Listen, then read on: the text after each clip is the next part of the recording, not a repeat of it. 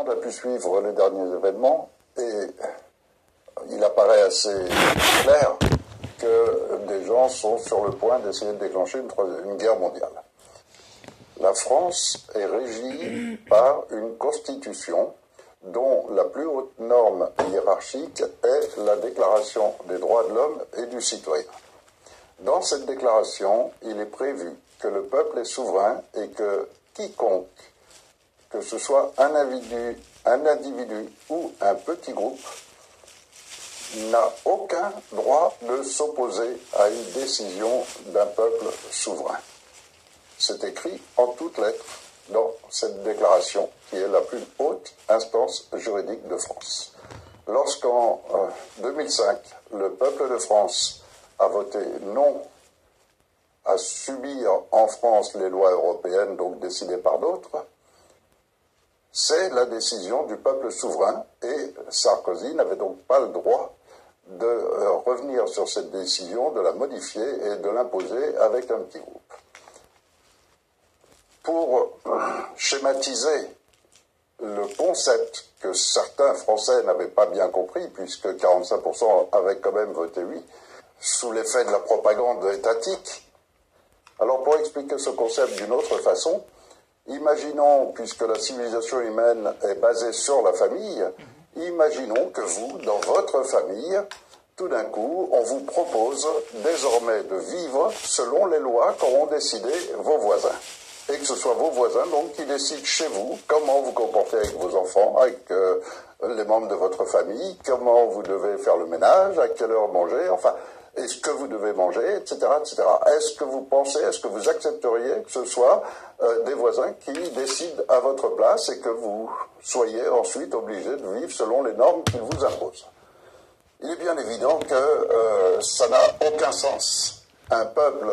a des lois qu'il fait par rapport à sa culture, par rapport à son territoire, par rapport à son économie, par rapport à une multitude de paramètres, et qui lui correspondent. Et donc qu'un peuple subisse des lois d'autres gens est un non-sens, surtout quand il s'agit de lois décidées par des étrangers, et qui privent totalement le peuple lui-même du territoire en place de décider lui-même de son mode de vie. Alors, lorsque Hollande a pris le pouvoir, il savait très bien qu'il n'était déjà pas légitime, puisque tout le gouvernement n'est plus légitime depuis ce traité de Lisbonne, eh bien, il en a profité forcément pour accentuer le travail qu'avait commencé son prédécesseur et modifier encore un peu plus la Constitution et violer encore plus nos lois et ses droits constitutionnels. Et maintenant, on en arrive à Macron, qui, lui, pense qu'il peut complètement annuler les droits de l'homme par la loi du 30 octobre dernier, 2017, et pense aussi qu'il peut même annuler les droits parentaux. On est donc devant une situation où la France est maintenant pratiquement détruite, et la seule chose qui peut encore sauver la France, c'est de maintenir cette déclaration des droits de l'homme et du citoyen. C'est pourquoi la France étant sans gouvernement depuis Sarkozy, c'est-à-dire maintenant quand même depuis 10 ans, en juin 2015, les citoyens ont créé un gouvernement qui est une autorité légitime plutôt qu'un gouvernement, qui est basé exclusivement sur la Déclaration des droits de l'homme. Comme il était apparu très clairement que la République est un outil de la franc-maçonnerie qui permettait de manipuler le peuple français en lui faisant croire qu'il y a des partis, des oppositions, etc., et que les Français pouvaient passer de l'un à l'autre, mais à condition de rester dans le cadre toujours de la franc-maçonnerie, c'est-à-dire de la République, ça reviendrait un petit peu à dire qu'en France, il y a un petit village qui décide des lois pour toute la France. Et puis que les Français, l'ensemble du territoire, a le droit de choisir un nouveau président tous les 5 ans, mais à condition toujours de le prendre dans le même village.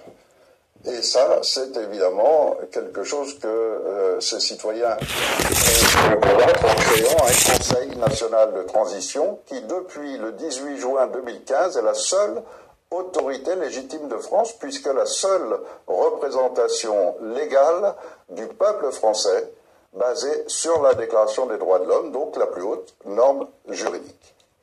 C'est donc au nom de ce Conseil national de transition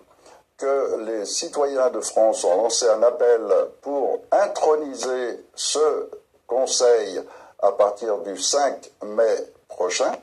et que suite à cet appel et suite à cette déclaration qui a été faite à l'ONU, le Conseil national de transition, seule autorité légitime de France, est maintenant reconnu mondialement.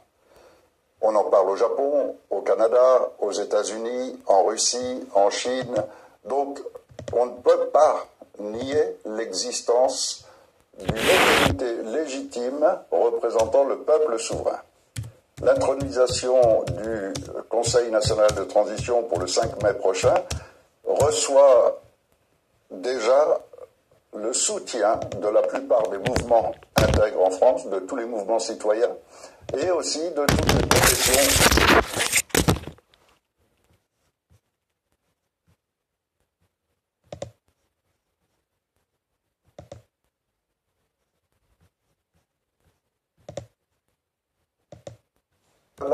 Délétère.